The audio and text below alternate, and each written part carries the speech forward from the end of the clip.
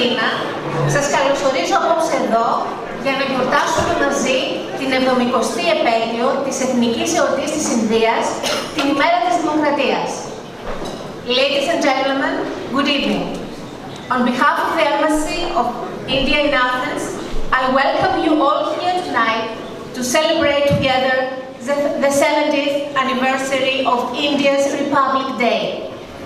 Θα ζητήσω από την εξοχοτάτη πρέσβη της Ινδίας στην Ελλάδα, την κυρία Shamma Jain, να προσέλθει για τον εναρκτήριο λόγο της. I request Her Excellency, the Ambassador of India in Greece, Ms. Shamma Jain, to please step up on the podium and give her opening remarks. Please, Madam.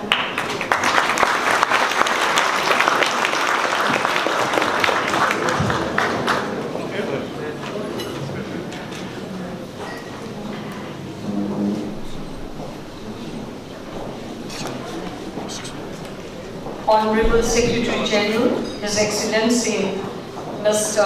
Elias Santagis, representing the Honorable Deputy Prime Minister and Minister of Economy and Development, His Excellency Mr. Ioannis Dragasakis.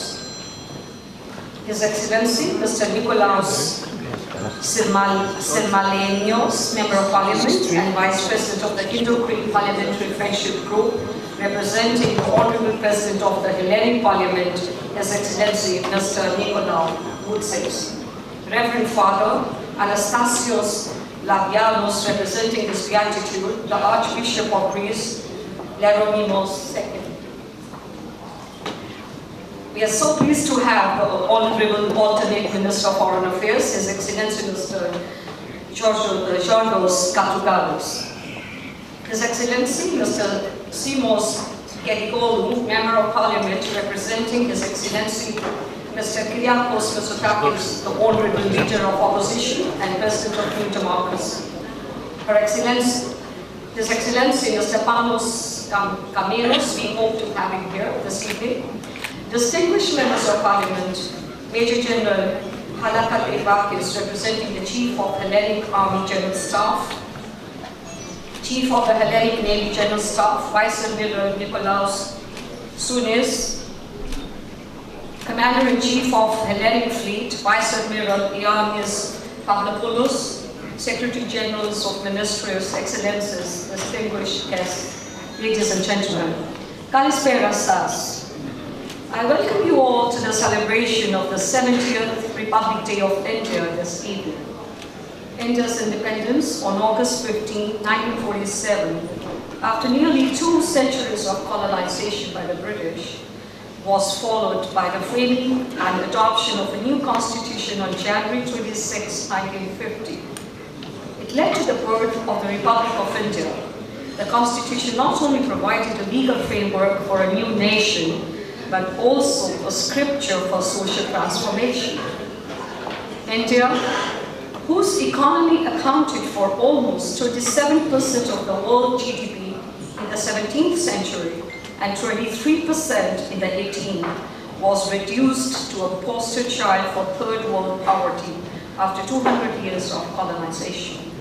Compared to 1947, the year of our independence, when 90% of the population lived below poverty level, literacy level was below 17%, and we depended heavily on imports from abroad for all basic goods and even food. India has today emerged as the world's fastest growing large economy. In a recent forecast by the Standard Chartered PLC, India will be the second largest economy by 2030, surpassing the US. While the outlook for the world economy is currently becoming dim, the World Bank prognosis for Indian growth in 2018-2019 is 7.3%, a bright spot in the global economy, as IMF remarked.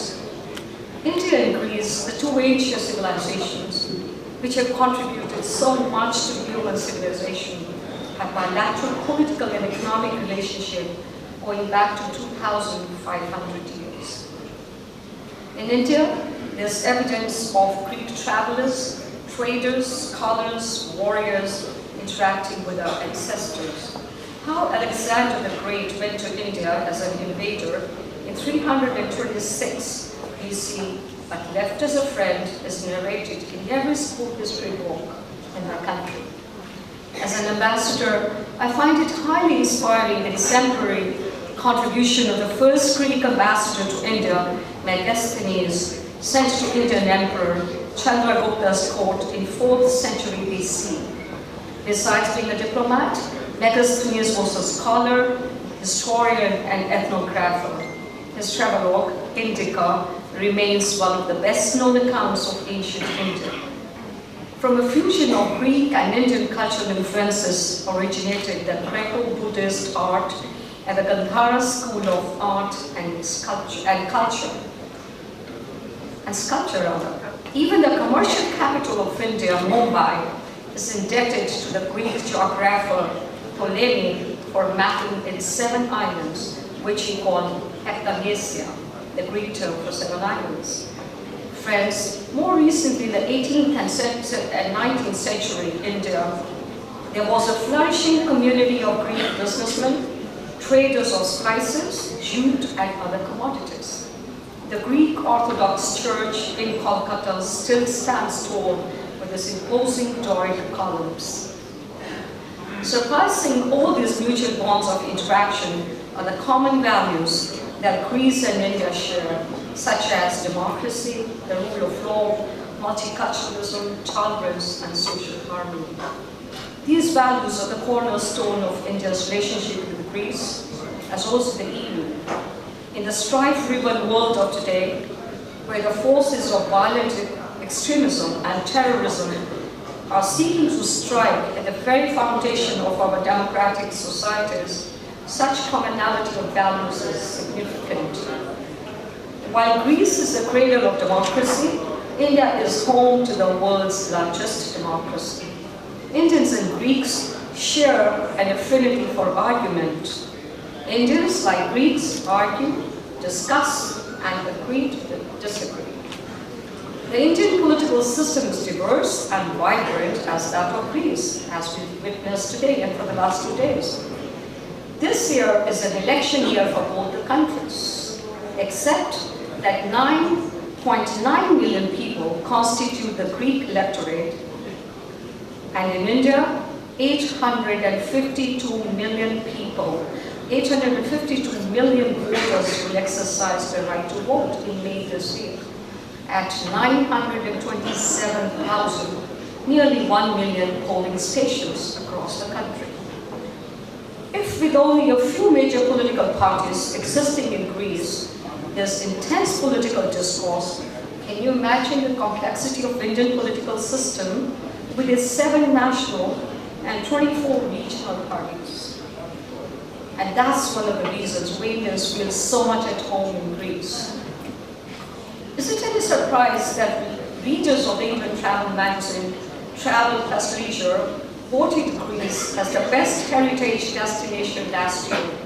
The Indian tourist arrivals in Greece more than doubled to 38,000 from January to September last year. But there still exists a huge untapped potential, and we're jointly working on that. India's economic buoyancy offers new opportunities not only for Greek companies to enter India's huge consumer market for their products, but also for closer business partnerships in priority sectors, such as infrastructure, ports, shipping, high technology manufacturing, defense, pharmaceuticals, agriculture, renewable energy, and tourism, etc. Besides, Bollywood has started capturing Greece's pristine beauty on the silver screen for its views across the globe. This dynamic, boosted by Greece's recent incentives, can potentially lend a huge boost to our economic partnership. The opportunities for lucrative collaboration between India, the largest movie producer worldwide, and Greece should indeed be harnessed. The Greek company Chipita's joint venture with a major Indian confectionery company, Britannia Industries Limited, and GEK Terminals joining hands with a leading Indian infrastructure enterprise, GMR, and the subsidiary, GMR Airports, to build the Kaskeli Airport in Crete, hopefully would pave the way for a wider partnership between India and Greek companies. As some major economies are faced with declining population and shortage of skilled young workforce, India, driven by the power of its youth, with 65% of India's population being under the age of 35, enjoys the demographic dividend. Its young population is imbued with entrepreneurship and technological aptitude to connect, collaborate, and compete with the world. India, the second most populous country in the world, is poised to become the world's youngest country by 2020, with 65% of our population being in the working age group. The academic and scientific exchanges between India and Greece, including those being fostered by the Foundation for Research and Technology Hellas, are mutually beneficial for bringing young minds from the two countries closer.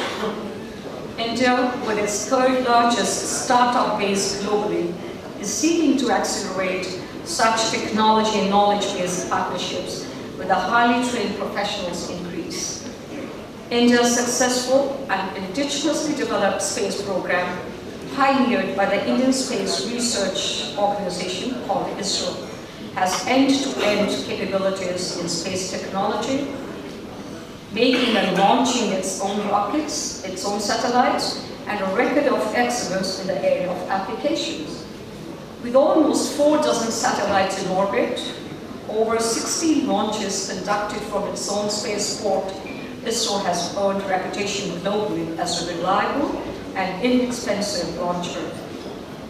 With its successful mission to the Moon in 2008 and to the Mars in 2014, ISRO went on to set a world record by launching a flock of 104 satellites in a single flight using its Polar Satellite Launch Vehicle in 2017. The satellites were of international customers, the US, the Netherlands, Switzerland, Israel, Kazakhstan, and the UAE. Space program can be a new facet of expanding relations between India and Greece. India's recent emergence as the world's 4th largest market for vehicle sales by volume and poised to become the 3rd biggest market by 2021 epitomizes the attraction of the Indian market for foreign companies. As the largest provider of generic drugs globally, catering to 40% of the US's generic drug demand, 25% of all medicines in the UK, and over 50% of global demand for various vaccines, and supplying over 80% of the antiretroviral drugs used globally to combat AIDS, there is indeed potential for India and Greece working together in the pharmaceutical sector. India's strategic partnership with the European Union, hinged on common goals and principles, particularly in the challenging international environment of today, contributes to consolidation of the bilateral ties between India and Greece. India's leap by 53 places since 2016 on the World Bank's Ease of Doing Business Index demonstrates the rapid economic transformation taking place in India, making the country not only an attractive consumer market for EU countries, but also a source of investments. Indian companies are significant investors in the EU in industries as diverse as pharmaceuticals and automobile components. Indian investors are keen on exploring opportunities in Greece, particularly as in the post-memorandum period, business activity is picking up and the current economic growth rate has spurred more confidence. As Greece is a pillar of peace and stability in South Europe and in the larger neighborhood, India is an anchor of economic growth and stability, not only in South Asia, but the wider Indo-Pacific region. India is committed to an international order marked by rules-based multilateral institutions and multipolarity in international governance. Since my assumption of charge in Greece a year back, there has been a steady exchange of high-level visits between our two countries. The visit of the President of India last year was a landmark development, reinvigorating our ties at the highest political level. The well-attended India-Greece Business Forum, organized by the embassy at short notice during the visit, signifies the growing interest of the Greek business leaders to partner with India. The visit of our Minister of State for Agriculture to Greece last year, an upcoming important ministerial visit from India next month, and from the Greek side, the visits by the Secretary Generals of National Tourism and of Infrastructure, Transport and Networks to India are lending momentum to our bilateral relations. An Indian agricultural business delegation's visit in March this year will likely open up new trade opportunities for both sides across various sectors of agribusiness. And above all, India's participation as honored country in 2019, that's this year, in the 2019 Thessaloniki Trade Fair in September will help catalyze robust trade and investment ties between India and Greece, propelling our relationship to the next level. And may I just add, while concluding, that during my 1 year of stay in Greece, something which I noticed, and I think that can be the bedrock of Greek-Indian economic relationship, Greek-Indian further strengthening of our political relationship, is the kind of warmth, hospitality, and friendship of the Greek people. It's almost similar to what we have in India. And I think that's what can provide an abiding foundation of our people-to-people relationship. And that's what really propels business, trade, investment, because it's not only the trade and investment ties, but it's when the hearts meet, then those ties become more abiding. Thank you once again for your presence this evening.